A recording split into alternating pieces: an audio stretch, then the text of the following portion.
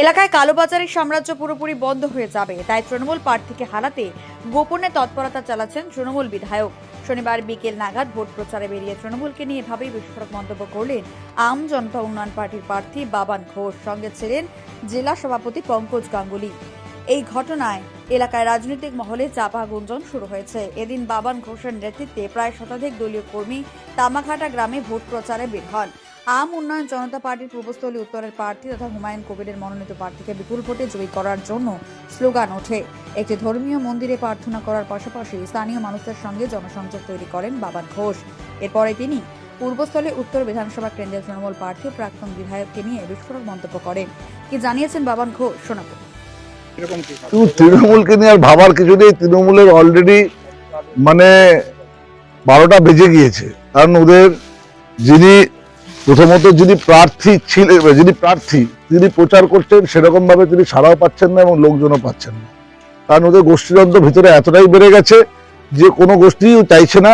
যে গোষ্ঠী আগে ছিল, যে গোষ্ঠী টিকিট পাওয়ার না ধরনে এর আগে কি কি বলেছে সংবাদ মাধ্যমে আপনারা দেখেছেন, এখন তারা ঘরে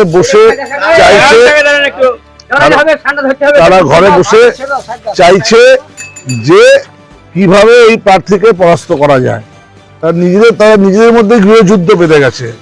সেই জন্য আমরা তৃণমূলকে নিয়ে বেশি কিছু বলবো না। কারণ যিনি এলাকার বিধায়ক ছিলেন, তার দীর্ঘদিনের যে তোলাবাজির সাম্রাজ্য ছিল, দীর্ঘদিন ধরে তিনি যে দুর্নীতির সাম্রাজ্য কালোবাজারি করে রেখেছেন, সেই মহর্ষিপাটটা তো বন্ধ হয়ে যাচ্ছে, সেই মহর্ষিপাটটা চলে যাবে। সেই জন্য তিনি কি করছেন, তিনি কখনোই চাইবেন না। তিনি বিভিন্ন দলে, এবার আপনারা দেখবেন এখানে বহু দলের এখন আমি দেখতে পাচ্ছি কংগ্রেসের নামে দেয়াল লিখে দেয়াল ফাঁকা রাখা হয়েছে। এবং আমার কাছে বিশ্বস্ত সূত্রে খবর আছে যে এখানকার যিনি আগের নেতা, পুরনো নেতা এবং প্রাক্তন বিধায়ক, তিনি কিন্তু যে কোনো মুহূর্তে কংগ্রেসের প্রার্থী হয়েও দাঁড়াতে পারেন।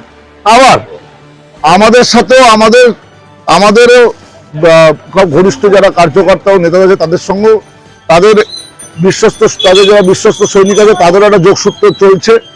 আমাদের সঙ্গে তারা যোগাযোগে আছে এবং তিনি কখনোই চাইবেন না যে তার এলাকার, তার যে অসাধু সাম্রাজ্য তৈরি করেছিলেন, সেই এলাকার কোনোদিন রাসভাটটা অন্য করাতে রাসটা চলে যাক। তাই তিনি নিজেই চাইবেন যে এলাকায় গণেশ উল্টে দিতে।